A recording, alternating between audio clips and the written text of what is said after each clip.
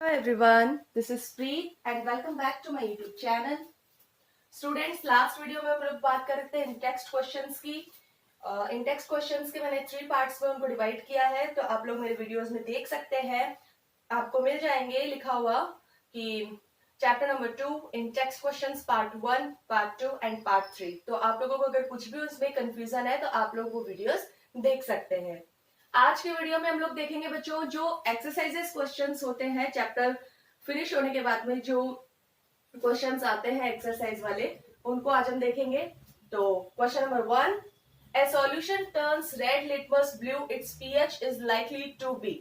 एक सॉल्यूशन है जो रेड लिटमस को ब्लू में बदल देता है, तो उसकी पीएच कितनी होनी चाहिए।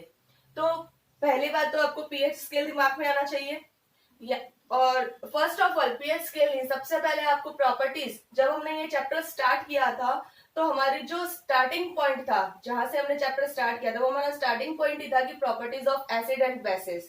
तो आप सबसे पहले वहां पे जाएंगे तो आपको याद आएगा कि हम लोगों ने लिखा था एसिड की प्रॉपर्टीज में कि एसिड जो है वो ब्लू लिटमस को रेड में चेंज करता है। तो अगर एसिड जो है ब्लू को रेड में करेगा देन बेस इसका जस्ट अपोजिट होगा। तो जो आपका बेस है वो रेड को ब्लू में करेगा। तो यहाँ पे सेम कंडीशन है कि solution turns red litmus blue, यहाँ पे रेड ब्लू में चेंज हो रहा है। इट मींस वो एक सॉल्यूशन जो है वो बेसिक सॉल्यूशन है। और अब हम चलेंगे पीएच स्केल में, तो वहां पे आप लोगों को, आप जब रिवाइज करेंगे तो आप लोगों के दिमाग में आएगा कि पीएच स्केल में जो बेसिक सॉल्यूशन होता है वो 7 to 14 के बीच में होता है, यानी कि 0 to 7 में तो होता ही नहीं है, 7 से ज्यादा ही होगा 7 to 14 में। अब 7 से ज्यादा होगा तो ऑप्शन नंबर ए जो आपको दे रखा है 1 रॉन्ग है, बी में दे रखा है 4 वो भी रॉन्ग है, सी में दे रखा है 5 तो वो भी रॉन्ग है। तो ऑप्शन नंबर जो डी है 10 इज द करेक्ट आंसर, क्योंकि जो बेसिक सॉल्यूशन होता है उसकी जो पीएच वैल्यू होती है वो 7 से अबाव ज्यादा होती है। देन यहाँ पे आपका जो राइट आंसर होगा वो होगा option number D 10। Question number 2, इसको थोड़ा ध्यान से देखेंगे बच्चों। ए solution reacts with crushed egg shells.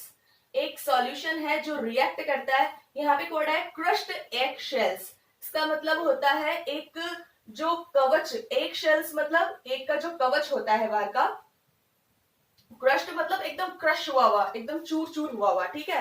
तो जो सॉल्यूशन है आपका जब एग शेल्स के साथ में, सॉरी क्रश्ड एग शेल के साथ में रिएक्ट करता है टू गिव ए गैस, और क्या देता है, एक गैस देता है, एक गैस रिलीज करता है, that turns lime water milky, जो लाइम वाटर को मिल्की बना देती है। लाइम वाटर मीन्स बच्चों चूने का पानी, उसको दूधिया बना देती है अगर हम हिंदी में बात करें। द सॉल्यूशन कंटेंट्स, तो वो सॉल्यूशन क्या होगा। Option number A NaCl, option number B HCl, option number C lithium chloride LiCl and option number D KCl यानी पोटेशियम क्लोराइड। तो sodium chloride, hydrochloric acid, lithium chloride या potassium chloride. तो आपका जो राइट आंसर होगा वो यहाँ पे होगा option number B hydrochloric acid, क्योंकि HCl जो है वो ही क्रश्ड एगशेल्स के साथ में रिएक्शन करता है और एक गैस देता है जो आपके लाइम वाटर को मिल्की बना देता है, ठीक है। तो यहाँ पे option number B. Question number 3 होगा आपका 10 ml of a solution of NaOH is found to be completely neutralized by 8 ml of a given solution of HCl, 10 ml of a solution of NaOH। NaOH means sodium hydroxide, तो sodium hydroxide का solution है 10 ml is found to be completely neutralized, जो कि completely neutralise किया जाता है by 8 ml of a given solution of HCl। जो HCl है उसके 8 ml के द्वारा उसके थ्रू 10 ml NaOH को न्यूट्रलाइज किया जाता है। If we take 20 ml of the same solution of NaOH, अगर हम इसी सेम सॉल्यूशन NaOH जो आपका सॉल्यूशन है उस सॉल्यूशन को अगर हम उसकी जो क्वांटिटी है 20 ml कर दे, the amount HCl solution the same solution as before required to neutralize it will be। तो इसे न्यूट्रलाइज करने के लिए हमें HCl सॉल्यूशन की कितनी अमाउंट लेनी पड़ेगी न्यूट्रलाइज करने के लिए। तो पहली बात तो जब हम न्यूट्रलाइजेशन पढ़ते हैं तो न्यूट्रलाइजेशन में हमने देखा था कि जो एसिड और बेसिस है वो आपस में रिएक्शन करते हैं और एक दूसरे को क्या कर देते हैं, न्यूट्रलाइज कर देते हैं, यानी एक दूसरे के इफेक्ट को खत्म कर देते हैं और बना देते हैं salt plus water.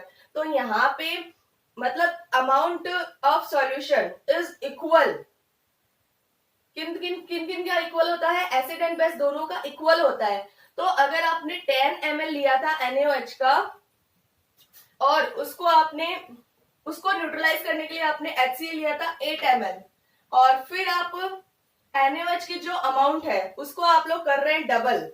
If we take 20 ml of the same solution, अब आप NaOH कितना ले रहे हैं 20 ml, तो जब आप इसको डबल कर रहे हैं तो उसको न्यूट्रलाइज करने वाला जो सॉल्यूशन है उसके अमाउंट को भी आपको डबल करना पड़ेगा। यहाँ इसका मतलब ये हो गया कि अगर आप 10 ml को 20 ml बना रहे हैं तो 8 ml को भी आपको लेना पड़ेगा 16, 8 टू जा 16, उसका जस्ट डबल। तो यहाँ पे आपका जो आंसर आएगा वो आएगा ऑप्शन नंबर डी, 16 ml। ठीक है, तो 16 ml is the correct answer. Question number 4, which one of the following types of medicine is used for treating indigestion. तो यहाँ पे एक वर्ड आया इंडाइजेशन। तो इंडाइजेशन कब होता है, इंडाइजेशन उस कंडीशन में होता है जब जो स्टमक है वो HCl ज्यादा प्रोड्यूस करता है। इट मीन्स आपकी बॉडी में जो है वो एसिड ज्यादा हो जाता है। तो एसिड जब ज्यादा हो जाता है तो आपको इंडाइजेशन होता है, देन आपको पेन होता है एंड इरिटेशन होती है। ठीक है, तो उस कंडीशन में जब एसिड ज्यादा होता है तो हम उसको कम करने के लिए क्या लेते हैं, बेस लेते हैं, और बेस जो है वो एक है एंटासिड। तो यहाँ पे जो आपका राइट आंसर होगा वो हम सब लोग जानते हैं कि ऑप्शन नंबर सी, एंटासिड। ठीक है, तो देखते हैं next question. Question number 5, write word equations and then balanced equations for the reaction taking place when. Write word equations, पहले तो आपको लिखनी है वर्ड इक्वेशंस, देन आपको उसको बैलेंस्ड करके और उसकी बैलेंस्ड इक्वेशन लिखनी है। तो इसमें देखते हैं number 1, dilute sulphuric acid reacts with zinc granules. तो ये जो रिएक्शन है आई थिंक आप लोगों को बहुत ही जानी पहचानी लग रही होगी, क्योंकि इस चैप्टर में नहीं करते भी हमने इसको 2-3 टाइम्स तो देख ही लिया है, 2 and 3 टाइम्स। तो ये तो आप लोगों को पता है कि हमने ये जब करवाया था। पहली बात तो देखो, जब आप इस इक्वेशन को देख रहे हैं ध्यान से, चलो हम इसका जो ये बनाना है आपको वर्ड इक्वेशन वो पहले बना देते हैं। तो जब हम इसकी वर्ड इक्वेशन बनाते हैं तो dilute sulphuric acid react with zinc granules, यानी कि आपको एक डाइल्यूट सल्फ्यूरिक एसिड का सॉल्यूशन लेना है और उसमें जिंक के कुछ टुकड़े डालने हैं। ठीक है, तो जिंक प्लस सल्फ्यूरिक एसिड ये दोनों जब रिएक्ट करेंगे तो आपको मिलेगा जिंक सल्फेट और साथ में hydrogen. Zinc plus sulphuric acid react करने के बाद में बनाएंगे जिंक सल्फेट प्लस हाइड्रोजन। तो यहाँ पे बच्चों पहले तो आप लोग देखिए कि रिएक्शन कैसी लग रही है आपको। अगर अपन चैप्टर नंबर 1 में चले तो ये जो रिएक्शन है वो है डिस्प्लेसमेंट वाली। ठीक है, क्योंकि यहाँ पर जिंक जो है वो मोर रिएक्टिव है।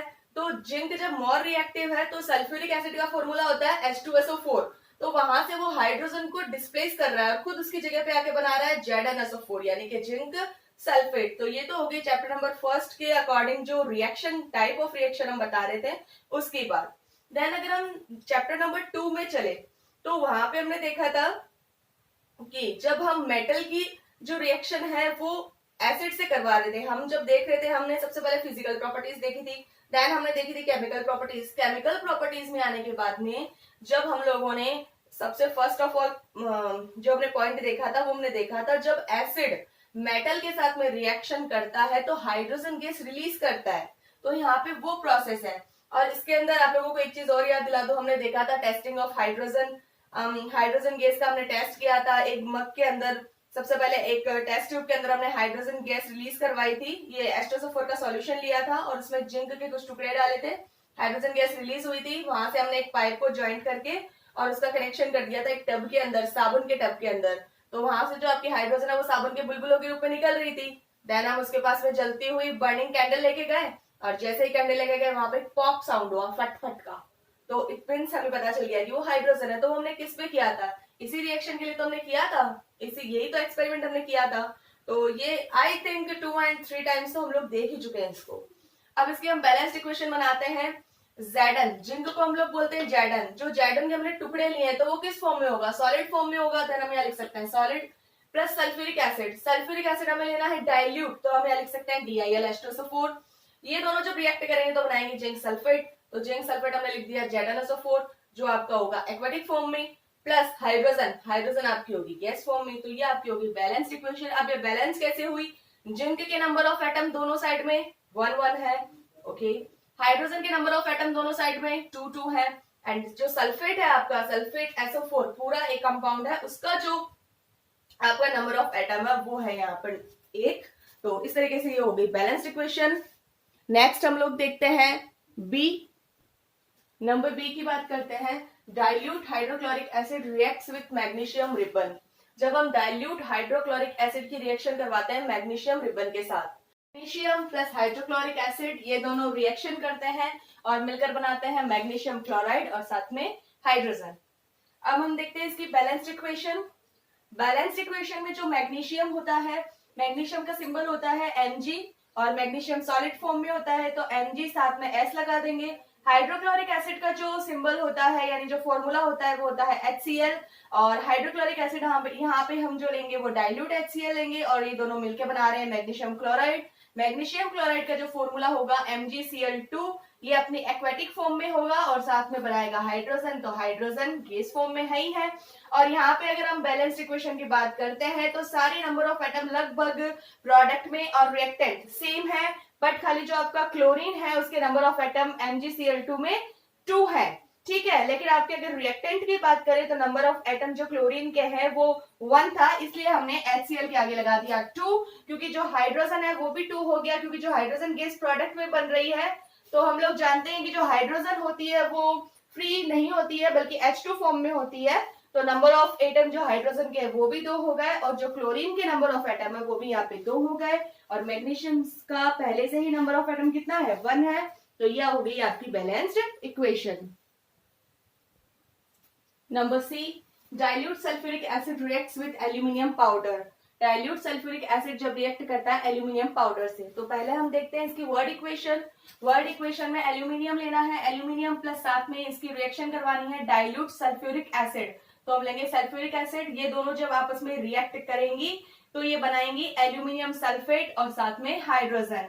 ये रिएक्शन हो गई आपकी displacement reaction, aluminium is more than reactive, तो यहाँ पे एल्यूमिनियम H2SO4 सल्फ्यूरिक एसिड तो हाइड्रोजन को डिस्प्लेस कर देगा और एल्यूमिनियम सल्फेट बना लेगा। अब हम अगर इसकी बैलेंस्ड इक्वेशन की बात करें, पहले तो हम इसकी इक्वेशन की बात कर लेते हैं। यहाँ पे एल्यूमिनियम का फॉर्मूला होता है बच्चों Al, यहाँ पे सॉलिड फॉर्म में है तो आपका S प्लस सल्फ्यूरिक एसिड आपको डाइल्यूट लेना है। देन एक बार आप इस 3 को भूल जाइए, आप सिर्फ इतना याद रखिए H2SO4 ये आपका है डाइल्यूट फॉर्म में। ये दोनों जब रिएक्ट करेंगे तो बनाएंगे एल्यूमिनियम सल्फेट। एल्यूमिनियम सल्फेट जो है एक एक्वेटिक फॉर्म है यानी एक सॉल्यूशन है और एल्यूमिनियम सल्फेट का जो फॉर्मूला होता है वो फिक्स्ड है Al2SO4 का होल थ्रू S। ये एल्यूमिनियम सल्फेट का आपका फॉर्मूला है। प्लस हाइड्रोजन, एक बार 3 को भूल जाइए और केवल H2 पे फोकस कीजिए, ठीक है। अब क्या होगा, ये जो भी मामला है बच्चों, एल्यूमिनियम सल्फेट के फॉर्मूले में नंबर ऑफ एटम ज्यादा हो जाने की वजह से हमें इस इक्वेशन को बैलेंस करना पड़ेगा। एल्यूमिनियम सल्फेट के फॉर्मूले में जो आपका सल्फेट है उसके नंबर ऑफ एटम है बच्चों 3, तो जो आपका SO4 यानी कि जो सल्फेट है आपके हाइड्रोजन सल्फेट में है सल्फेट, तो आपको हाइड्रोजन सल्फेट वाले सल्फेट के भी नंबर ऑफ एटम करने पड़ेंगे 3, तो इसलिए आपको यहाँ आगे लगाना पड़ेगा 3। तो ये आपके जो नंबर ऑफ एटम है सल्फेट के इस SO4 के वो 3 हो गए एंड प्रोडक्ट में भी आपके नंबर ऑफ एटम जो सल्फेट के है वो 3 हो गए, तो ये तो हो गया आपका सल्फेट वाला। नेक्स्ट अगर हम एल्यूमिनियम की बात करें तो एल्यूमिनियम के नंबर ऑफ एटम आपके प्रोडक्ट में 2 है, क्योंकि एल्यूमिनियम सल्फेट का जो फॉर्मूला है वो है Al2SO4 का होल थ्रू S, तो आपका जो एल्यूमिनियम है नंबर ऑफ एटम 2 है। देन आप रिएक्टेंट में भी एल्यूमिनियम के आगे 2 लगा देंगे, तो एल्यूमिनियम आपका 2 हो गया, सल्फेट आपकी दोनों तरफ नंबर ऑफ एटम 3 हो गए। बट यहाँ पे जब आपने 3 लगाया तो जो आपकी हाइड्रोजन है वो 3 2 6 हो गए और आपकी जो प्रोडक्ट में हाइड्रोजन गैस है उसके आगे पहले कुछ नहीं था, केवल 2 नंबर ऑफ एटम थे, तो अब उसके आगे भी हमें लगाना पड़ेगा 3। देन हमने लिख दिया 3H2, 3 2 6। देन अब देखिए बच्चों एल्यूमिनियम के नंबर ऑफ एटम 2 हो गए दोनों साइड में, SO4 सल्फेट के नंबर ऑफ एटम 3 हो गए दोनों साइड में, हाइड्रोजन के नंबर ऑफ एटम 6, रिएक्टेंट और प्रोडक्ट दोनों में हो गए, तो ये आपको मिल गई आपकी balanced equation 2Al plus 3H2SO4 दोनों मिलके बनाएंगे Al2SO4 का whole through S plus 3H2, तो ये आपकी मिल गई आपको balanced equation. Number D, iron dilute hydrochloric acid react with iron filings. यहाँ पे आपको डाइल्यूट हाइड्रोक्लोरिक एसिड की रिएक्शन जो है आयरन के साथ में करवानी है। तो आप लेंगे वर्ड इक्वेशन में लिखेंगे आयरन प्लस हाइड्रोक्लोरिक एसिड, ये दोनों रिएक्शन करके और बनाएंगी आयरन क्लोराइड और साथ में हाइड्रोजन। ठीक है, अब अगर हम इक्वेशन की बात करते हैं तो यहाँ पे आयरन का जो सिंबल होता है वो होता है Fe जो कि सॉलिड फॉर्म में है। हाइड्रोक्लोरिक एसिड का जो सिंबल होता है HCl जो कि डाइल्यूट है। ये दोनों मिलकर बनाएंगे FeCl2 आयरन क्लोराइड जो एक्वेटिक फॉर्म में है और साथ में हाइड्रोजन H2। यहाँ पे अगर हम बैलेंस्ड इक्वेशन की बात करें तो फेरस के जो नंबर ऑफ एटम है दोनों तरफ, मतलब आयरन के, वो दोनों तरफ है नंबर ऑफ एटम 1 है, लेकिन जो आपका क्लोरीन है उसका नंबर ऑफ एटम 2 है एंड हाइड्रोजन के नंबर ऑफ एटम भी प्रोडक्ट में 2 है एंड आपके जो रिएक्टेंट में हाइड्रोजन और क्लोरीन दोनों के ही नंबर ऑफ एटम 1 है। तो आप क्या करेंगे, हाइड्रोक्लोरिक एसिड के आगे आप 2 लगा देंगे। जैसे ही आप 2 लगाएंगे तो हाइड्रोजन के भी नंबर ऑफ एटम 2 हो जाएंगे एंड क्लोरीन के भी नंबर ऑफ एटम 2 हो जाएंगे। तो आपको एक बैलेंस्ड इक्वेशन मिल जाएगी Fe+2HCl, दोनों रिएक्शन करेंगी और बनाएंगी FeCl2 और साथ में hydrogen gas. Number 6. Compounds such as alcohol and glucose also contain hydrogen but are not categorized as acids. Describe an activity to prove it. Compound जैसे कि अल्कोहल और ग्लूकोज, ये लोग भी हाइड्रोजन रखते हैं, contain hydrogen but are not categorised as acids, लेकिन फिर भी इनकी गिनती जो है वो एसिड्स के अंदर नहीं होती है। Describe an activity to prove it. तो आप एक एक्टिविटी के साथ में इसको डिस्क्राइब कीजिए, यानी कि आपको ये बताना है कि अल्कोहल और ग्लूकोज, भाई अल्कोहल की हम अगर बात करें तो पीछे OH जुड़ता है, ग्लूकोज की अगर हम बात करें तो भी उसके अंदर H हाइड्रोजन आता है। तो ये दोनों कंपाउंड ऐसे हैं जो हाइड्रोजन कंटेन करते हैं लेकिन फिर भी ये एसिड नहीं माने जाते, ऐसा क्यों? तो पहली बात तो हम अगर एक्टिविटी से इसको प्रूव करेंगे, मैंने जैसे कि आप लोगों को दिख रहा होगा स्क्रीन पे, मैंने एक डायग्राम भी बना रखा है, वो हम बाद में देखेंगे। लेकिन पहले मैं इसका एक सीधा सा आपको जवाब बता देती हूँ, इसका आंसर बता देती हूँ कि जो अल्कोहल और ग्लूकोज है ये हाइड्रोजन कंटेंट रखते हैं बच्चों, लेकिन ये क्या करते हैं, H+ आयन रिलीज नहीं करते हैं। H+ या H3O पॉजिटिव आयंस जो है वो रिलीज नहीं करते हैं, और जो H+ आयन रिलीज नहीं करते हैं वो कंपाउंड एसिड्स नहीं माने जाते हैं, क्योंकि हमने एसिड्स की प्रॉपर्टीज में देखा है कि एसिड H+ आयन देते हैं एंड बेसिस जो है वो OH- आयंस देते हैं। ठीक है, तो फिर इनकी जो गिनती है वो एसिड्स में नहीं होती है। अब हम एक एक्टिविटी करते हैं इसके लिए। ठीक है, यहाँ पे बच्चों सबसे पहले हम लेंगे एक बीकर, मैंने यहाँ पे लिख रखा है बीकर, तो ये जो आपको दिख रहा है वो एक बीकर है, लगभग 100 ml का हम लोग एक बीकर लेते हैं। इसके अंदर हम लोग एक रबर कॉर्क लगा देते हैं। ये जो आपको ऐसे डायग्राम दिख रहा है मैंने एरो से करके भी रखा है अच्छे से, एक्सप्लेन मैंने सभी को एक ही साइड में एरो से किया है ताकि आप लोगों को बार बार में कंफ्यूजन ना हो। तो ये जो है वो एक रबर कॉर्क है, इस रबर कॉर्क के ऊपर मैंने 2 नेल्स लिए, आयरन नेल्स, यानी कि 2 लोहे की कीलें ली है। ठीक है, अब आयरन नेल्स लेके और इनके दोनों सिरों को, नेल्स के दोनों सिरों को मैंने बैटरी के साथ में कनेक्ट कर दिया है और साथ में मैंने इसके बल्ब और एक स्विच को भी कनेक्ट किया है। अब इतना करने के बाद में हम लोग क्या करेंगे, हमने जो ये स्विच लिया है इस स्विच को हम लोग ऑन करेंगे।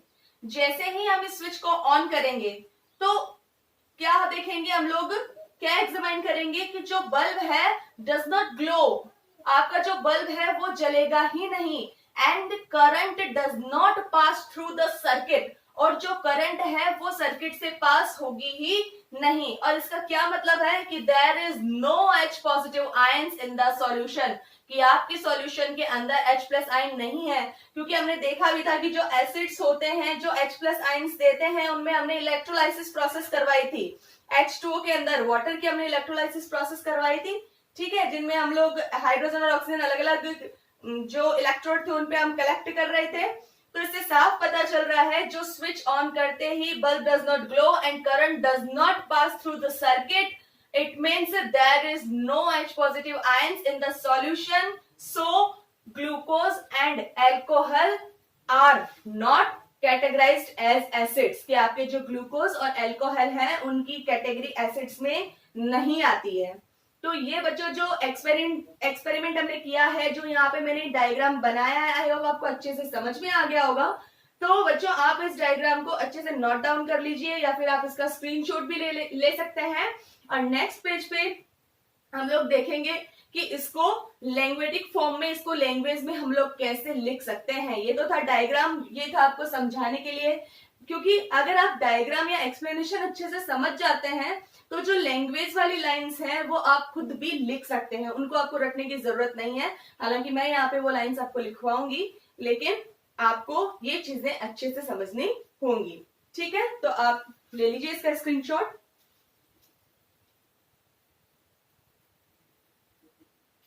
अब एक्सपेरिमेंट हमने देख लिया, थोड़ा सा हम इसको देख लेते हैं और आप इसको नोट डाउन भी कर सकते हैं।